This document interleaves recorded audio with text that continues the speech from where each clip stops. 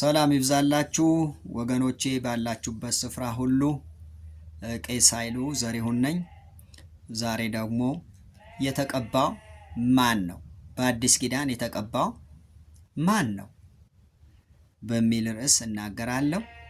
ቀድሞ በነበርኩባት በሐዋርያት ቤተክርስቲያን ቢሾፖች እንዲህ ይላሉ፣ እኛ ነን የምንቀባችሁ፣ እኛ በምንለው ልክ ካሮጣችሁ፣ እኛ ያልነውን ካላላችሁ፣ ምናልባት ያንን ደግሞ የኑፋቄው ዶክትሪን ተቃውሞ ከወጣ እንኳ አንድ ሰው እኛ ነበርን ቅባት የሰጠንህ መልሰን ወሰድንብህ ይላሉ። መጽሐፍ ቅዱስ ግን ምን ይላል? እውነት እነሱ ሰጪና ነሺ ናቸው ይላል? አይልም።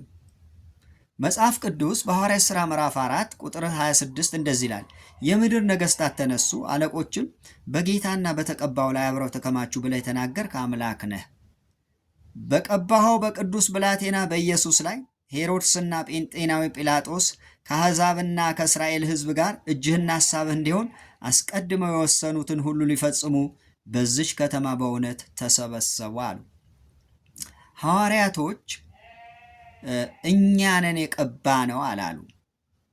የሆነ ነቢይ ነው የቀባው አላሉ።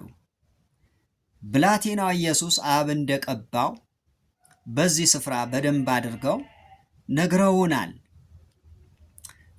ቁጥር 29 አሁንም ጌታ ሆይ ወደ ዛቻቸው ተመልከት፣ ለመፈወስም እጅ ስትዘረጋ በቅዱስ ብላቴናህም በኢየሱስ ስም ምልክትና ድንቅ ሲደረግ ባሪያዎች በፍጹም ግልጥነት ቃልህ እንዲናገሩ ስጣቸው አሉ። አሁንም ለመፈወስም ብላቴናዊ ኢየሱስ እያሉ እዚህ ስፍራ ላይ ሲናገሩ እንሰማቸዋለን። ዋና ከዚህ ስፍራ እኔ ምንድን ነው የምለው፣ በቀባኸው በቅዱስ ብላቴናህ ነው ያሉት። እዚህ ጋ የሰው ስራ የለበትም። እዚህ ጋ የቢሾፕ ስራ የለበትም። እዚህ ጋ የቄስ ስራ የለበትም። አብ ነው የቀባው። እውቅና የሰጡት እነዚህ ሰዎች ለአብ ነው። ዛሬ ለአብ እውቅና አይሰጡም። ብዙ ቤተ እምነቶች እውቅና ለራሳቸው አርገው ነው የሚቆጥሩት። መጽሐፍ ቅዱስ ግን እንዲህ አያስተምረንም። በሐዋርያት ሥራ ምዕራፍ 10 ቁጥር 38 ላይ እንዲህ ይላል፣ እግዚአብሔር የናዝሬቱ ኢየሱስን በመንፈስ ቅዱስ በኃይል ቀባው ይላል። እርሱም መልካም እያደረገ ለዲያብሎስም የተገዙትን ሁሉ እየፈወሰ ዞረ፣ እግዚአብሔርም ከእርሱ ጋር ነበረ ይላል። እኛም በአይሁድ አገርና በኢየሩሳሌም ባደረገው ነገር ሁሉ ምስክሮች ነን አሉ።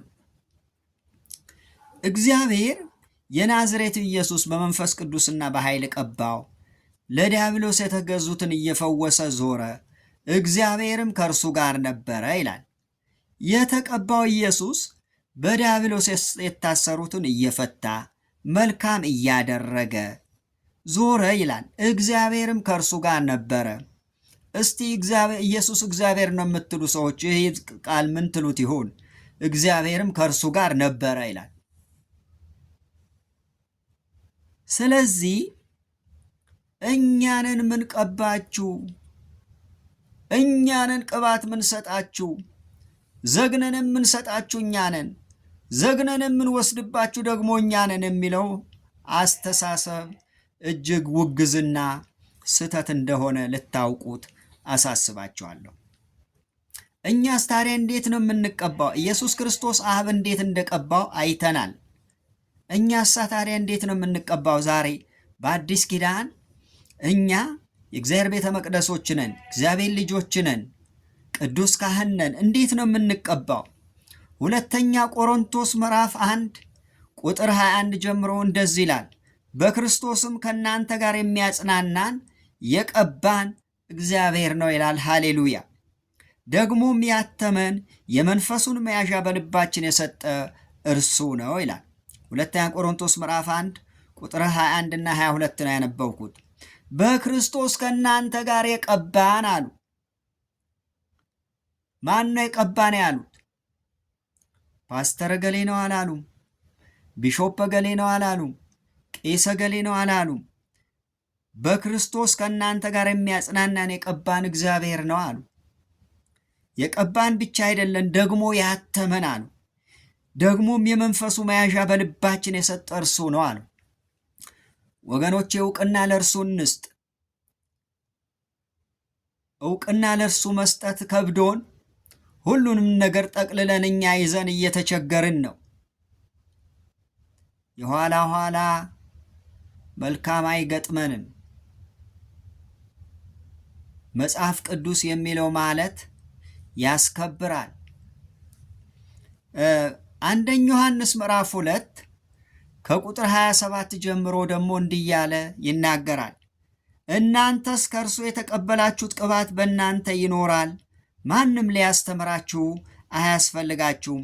ነገር ግን የእርሱ ቅባት ስለ ሁሉ እንደሚያስተምራችሁ እውነተኛም እንደሆነ ውሸትም እንዳልሆነ እናንተም እንዳስተማራችሁ በእርሱ ኑሩ ይለናል። ከእርሱ የተቀበላችሁት ቅባት ይላል እንጂ ቢሾፕ ሰጣችሁ፣ ቢሾፕ ይወስድባችኋል አይልም። ይሄ ቅባት ያስተምራል። ይሄ ቅባት ይመራል። ይሄ ቅባት እውነትና ውሸት የሆነውን ነገር ለይተን እንድናውቅ ያደርገናል። ውድ ወገኖቼ ይሄ ልናስፈራራበት አይገባም።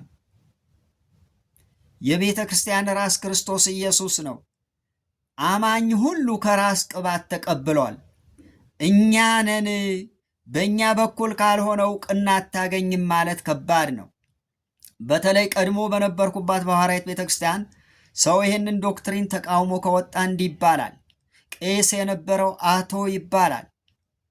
ለምን ሲባል እኛ ነበርን የሰጠነው ቅባቱ ወሰድንበት ይላሉ።